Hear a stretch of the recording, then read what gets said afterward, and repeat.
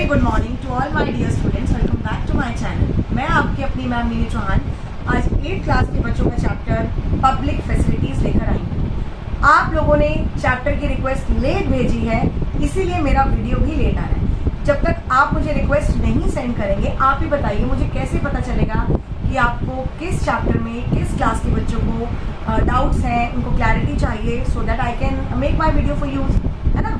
तो आप प्लीज़ अपनी रिक्वेस्ट थोड़ा जल्दी जल्दी भेजिए ताकि हम जल्दी जल्दी अपनी वीडियोस बनाएं और अपलोड करें आप लोगों के लिए। तो ध्यान दीजिएगा, आपके लिए आपका चैप्टर पब्लिक फैसिलिटीज़। इस चैप्टर में मैं आपको बताऊं कि जो पब्लिक फैसिलिटीज़ की बात की जा रही है, इसमें बहुत ही बेसिक नीड्स की बात की जा रही है। बेसिक नीड में सबसे पहला रिक्वायरमेंट हमारा होता है वाटर। वाटर की अवेलेबिलिटी बहुत ज़्यादा शॉर्टेज में चल रही है।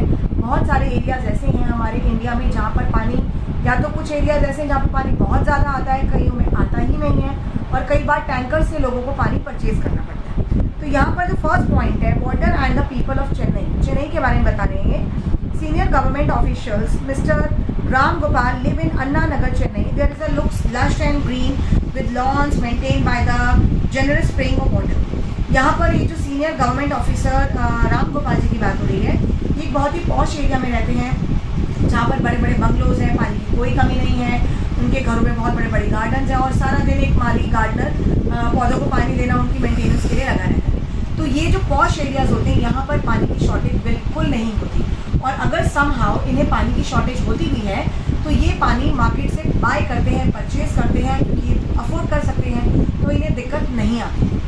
सेकेंड केस है, like most of the area of the city, Subramaniam apartments in Mylapore suffer from the water shortage. अब उसी तरह से इसी सिटी का एक और एरिया बताया गया है जिसमें माइलपोर में सुब्रमण्यम अपार्टमेंट है। वहाँ पर this area gets municipal water once in 2 days। 2 दिन में एक बार पानी आता है और लोग अपने रिक्वायरमेंट के अकॉर्डिंग पानी स्टोर कर लेते हैं, ड्रम्स में भर लेते हैं, टैंकी में भर लेते हैं, बकेट्स फुल कर लेते हैं, और उससे फिर उनका गुजारा होता है। और अगर उन्हें पानी की कोई शॉर्टेज होती है पीने के लिए, तो बेसिकली वो बाहर से पानी परचेज कर सकते हैं बॉटल्स में, टाइम्स में। Similarly, third case है, Siva lives on rent on the first floor of the house in Madipakkam and gets water once in 4 days। यहाँ पर जो थर्ड स्टोरी मैं आपको बता रही हूँ वो एक सिवा की है जो कि मडिपक्कम में रहता है फर्स्ट फ्लोर में, और वहाँ पर पानी 4 दिन में एक बार आता है, यानी कि वहाँ पर पानी की बहुत ज़्यादा शॉर्टेज है। और शॉर्टेज की वजह से वो लोग बहुत ज़्यादा प्रॉब्लम फेस करते हैं। कभी कभार उनको पानी पीने के लिए भी नहीं मिलता, तो पीने के लिए पानी वो बाजार से परचेज करते हैं, और बाकी जो बोरिंग का पानी होता है, जो बहुत ही सॉल्टी वाटर होता है, उसको साफ़ सफाई के लिए, कपड़े धोने के लिए, बर्तन धोने के लिए यूज़ में किया जाता है। तो ये जो केसेस मैंने आपको बताए, ये ऐसे केसेस थे जहाँ पर पानी बहुत ज़्यादा है, या पानी नहीं आता, या पानी बहुत कम होता है। इसके बाद एक कंडीशन आपको दी जा रही है। Padma works as a domestic help in Saidapet and lives in a nearby slum. She pays a rent of 650 for the hutment. Hutment का मतलब क्या होता है? झुग्गी झोपड़ी में रहती है पद्मा नाम की ये वर्कर, और ये 650 रुपीज़ रेंट पे करती है। अब जहाँ पर उनका किराया 650 रुपये है, वो बहुत ही झुग्गी झोपड़ी स्लम एरिया में रहते हैं, और वहाँ पर पानी आता ही नहीं है। And from a borewell for 20 minutes twice daily. 20 minute के लिए बोरिंग का पानी आता है दिन में 2 बार, और उस पानी को वो भरते हैं। और अगर पानी वहाँ पर जो आता है गर्मियों में, कई बार बूंद बूंद करके पानी आता है, घंटों उनको लाइनों में लगना पड़ता है पानी को लेने के लिए, और फिर भी अगर पानी ना मिल पाए तो उन्हें पानी मार्केट से परचेज करना पड़ता है। तो ये उनके लिए एक बहुत ही अनअफोर्डेबल कंडीशन हो जाती है। यानी कि आपको जो 4 केसेस मैंने बताए, इन चारों केसेस में condition step by step severe होती जा रही है। फर्स्ट केस में there is no shortage of water, second case में there is a little shortage of water, third case में देयर इज क्रॉनिक या chronic shortage of water, and fourth case में it is a disaster. मतलब पानी की shortage extreme level पर आना, कि ना नहाने धोने के लिए, ना बर्तन करने के लिए, ना सफाई करने के लिए, और ना ही पीने के लिए पानी उनको मिलता है। After that, water is essential for life and good health. Not only water as a part of the fundamental right to life. पानी हमारे जीवन की एक सबसे इम्पॉर्टेंट धरोहर है, बहुत ही वैल्यूएबल है। पानी के बिना लाइफ पॉसिबल नहीं है। आपको हर काम करने के लिए पानी की ज़रूरत पड़ती है। तो इसीलिए हमारे बेसिक कॉन्स्टिट्यूशन में जो फंडामेंटल राइट है, right of water for everyone is a basic fundamental right. अब यहाँ पर आपको बताया जा रहा है, water is essential for life and good health. Not only is it necessary for us to be able to meet our daily need, but safe drinking water can prevent many water related diseases. पानी सबको मिलना ज़रूरी है, ये आप सब जानते हैं। लेकिन साफ पानी आना भी ज़रूरी है, क्योंकि अगर आप अनहाइजीनिकली या इम्प्योर वाटर या डर्टी वाटर पीते हैं तो उससे बहुत सारी बीमारियां हैं, कॉलेरा है, डायसेंट्री है, पेट खराब हो जाना, लूज मोशन हो जाना, इस तरह की प्रॉब्लम्स को आपको फेस करना पड़ सकता है। So the constitution of India recognises the right to water as being a part of right of life under article 21। हमारा कॉन्स्टिट्यूशन का आर्टिकल 21 ये हमें अधिकार देता है कि सभी व्यक्तियों को उनकी ज़रूरत के हिसाब से पानी प्रोवाइड करवाया जाए, और ये डिपार्टमेंट दिया जाता है गवर्नमेंट को, क्योंकि हम लोग गवर्नमेंट को वोट देते हैं, हम उन्हें वोट देकर सरकार में लाते हैं, वो कानून बनाते हैं, वोटों से वो जीतते हैं और वो पॉलिसीज बनाते हैं, रूल्स बनाते हैं ताकि लोगों की ज़रूरतों को पूरा किया जाए। तो अगर हम उन्हें वोट ना दें तो उन्हें वो अधिकार नहीं मिलेगा और वो मंत्री या प्रधानमंत्री नहीं बन सकते। तो जब हम उन्हें वो अधिकार देते हैं तो उनकी जिम्मेदारी है कि वो हर बेसिक नीड को हम लोगों तक अवेलेबल करवाएं। There have been several court cases in which both the High Court and Supreme Court have held that the right of safe drinking water is a fundamental right. Court case में high court और supreme court दोनों ने इस बात को agree किया है कि पानी का अधिकार एक हमारा फंडामेंटल अधिकार है, जिसे आर्टिकल 21 में आगे मान्यता दी गई। Now what are the public facilities rather than water? Like water, there are other essential facilities that need to be provided to everyone. अब पब्लिक फैसिलिटीज़ में पानी के अलावा भी ऐसी कई फैसिलिटीज़ हैं जो लोगों तक पहुंचाई जानी चाहिए, जैसे उन्हें health care facilities, medical facilities दी जानी चाहिए, दवाइयाँ टाइम पर मिलनी चाहिए, साफ़ सफाई, आपके एरिया में कूड़ा करकट गंदगी ये सब नहीं होना चाहिए, and electricity, public transport, schools, colleges, ये सारे हमारे पब्लिक फैसिलिटीज़ का ही एक इम्पॉर्टेंट हिस्सा है। पानी आपको मिल रहा है, लेकिन अगर दवाइयाँ अवेलेबल नहीं है, अच्छी स्कूलिंग अवेलेबल नहीं है, सैनिटाइजेशन नहीं है, तो ये बेसिक फैसिलिटीज़ में ही आता है कि लोगों को घरों में पानी नहीं है, बिजली नहीं है, आने जाने के लिए आपके पास ट्रांसपोर्ट के साधन नहीं है, यातायात के साधन नहीं है। तो ये सारी अवेलेबिलिटी हमें हमारे लिए गवर्नमेंट प्रोवाइड कराती है, क्योंकि हम गवर्नमेंट को टैक्स पे करते हैं, और जो टैक्स हम पे कर रहे हैं उस टैक्स का अमाउंट, वो पैसा जो हमने सरकार को पे किया है, सरकार उस पैसे का इस्तेमाल करती है हमारे लिए, हमारे डेवलपमेंट के लिए, हमारे देश के डेवलपमेंट के लिए। Now I am going to teach you what the government role is.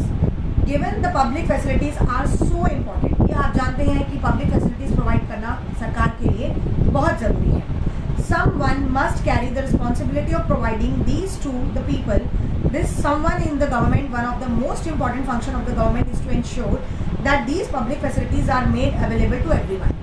यानी कि ये पब्लिक फैसिलिटी सरकार के द्वारा सभी तक पहुंचाई जाए, ये सरकार का काम है इस चीज़ की रिस्पॉन्सिबिलिटी को उठाना। We have seen that private companies operate for profit in the market, and these private companies in most of the public facilities there is no profit to be had. देखिए, प्राइवेट कंपनीज जो होती हैं वो अपना profit target लेकर काम करती हैं, लेकिन जितनी भी पब्लिक कंपनीज हैं उनका कोई प्रॉफिट मोटिव नहीं होता, वो देश के लिए काम करती हैं, लोगों के लिए काम करती हैं। तो उनका काम क्या है कि वो ज़्यादा से ज़्यादा लोगों को फैसिलिटीज़ प्रोवाइड कराएं। तो there is a basic difference between a private company and a public company. Public company works for the people, to the people, by the people, लेकिन जो प्राइवेट कंपनीज हैं they work for their own profit first of all, उनका अपना profit उसमें involve होता है, और लोगों को फैसिलिटीज़ देने के साथ साथ उनका अपना जो प्रॉफिट मोटिव है वो कभी भी नेग्लेक्ट नहीं किया जाता। So we have seen that private companies operate for profit in the market, but public companies always operate for the social welfare. But for the public facilities such as schools and hospitals, private companies may well be interested. लेकिन ज़्यादातर लोग public facilities से ज़्यादा private companies, private schools, private hospitals, private office को importance देते हैं, क्योंकि वहाँ पर उन्हें फैसिलिटीज़ ज़्यादा प्रोवाइड की जाती है।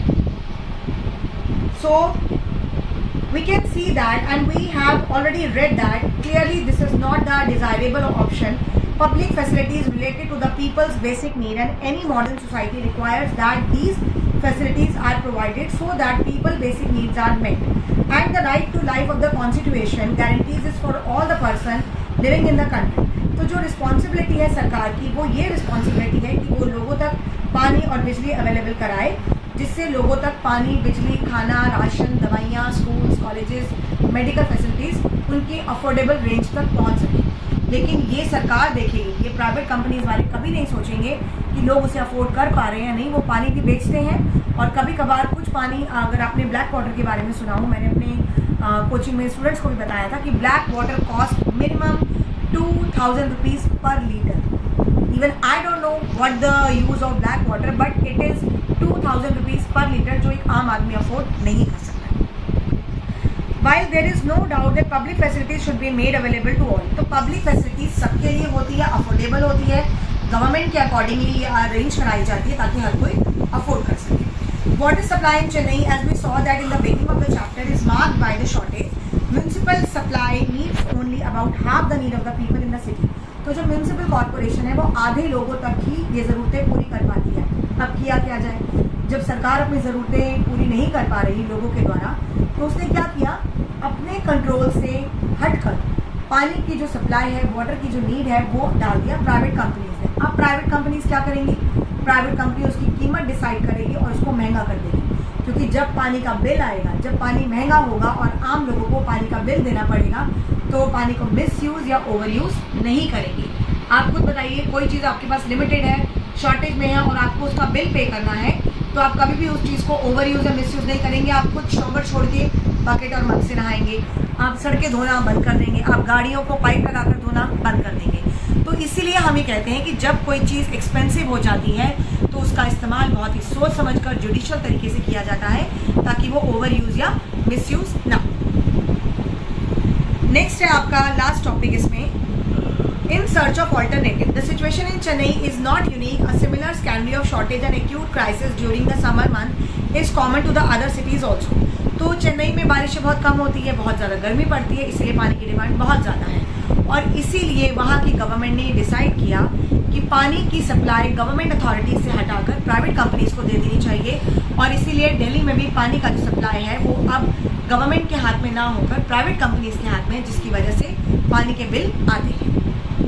So we can consider the following facts. Throughout the world, water supply is a function of government. पानी की सप्लाई गवर्नमेंट का फंक्शन है, लेकिन जब वो गवर्नमेंट कंट्रोल से बाहर हो जाता है तो उसे पब्लिक सेक्टर से हटा के प्राइवेट सेक्टर में कर दिया जाता है। And in few cases where the responsibility for the water supply was handed over to private companies, there was a steep rise in the price. अगर पानी की सप्लाई, वाटर की सप्लाई गवर्नमेंट अथॉरिटी से हटाकर हम प्राइवेट कंपनीज में करते हैं तो वहाँ पर पानी के बिल भरने पड़ते हैं, बिल बहुत ज़्यादा आते हैं, तो लोग ओवर यूज़, मिस यूज़ या वेस्ट नहीं करते। Within the India, there are the cases of success in government water departments through these in a few Mumbai and limited certain areas of their work. अब पानी की कमी को पूरा करने के लिए सरकार ने बहुत से ऐसे कार्यक्रम बनाए हैं जिसमें रेन वाटर हार्वेस्टिंग का इस्तेमाल किया जाता है। ये आपने पहले पढ़ा होगा, बारिश के पानी को टैंकर्स में, ग्राउंड में या वेल में इकट्ठा किया जाता है और बाद में उसको हम यूज़ करते हैं मल्टीपल पर्पज़ के लिए। तो अगर हम बारिश के पानी को इस्तेमाल कर सकते हैं तो हम साफ पानी को प्रोटेक्ट कर सकते हैं ताकि वो हर व्यक्ति के रीच तक पहुँचे, हर व्यक्ति उसका इस्तेमाल कर सके। तो फाइनली आपका ये चैप्टर पूरा हुआ and I am very very very thankful कि आपने रिक्वेस्ट भेजी और आपकी रिक्वेस्ट को हमने कंसीडर किया। तो थोड़ा रिक्वेस्ट आप जल्दी जल्दी भेजिए ताकि हम अपनी वीडियोज़ जल्दी जल्दी आप तक पहुँचा सकें।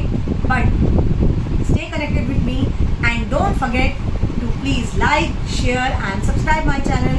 Take care of yourself, your family because it is a festival season now.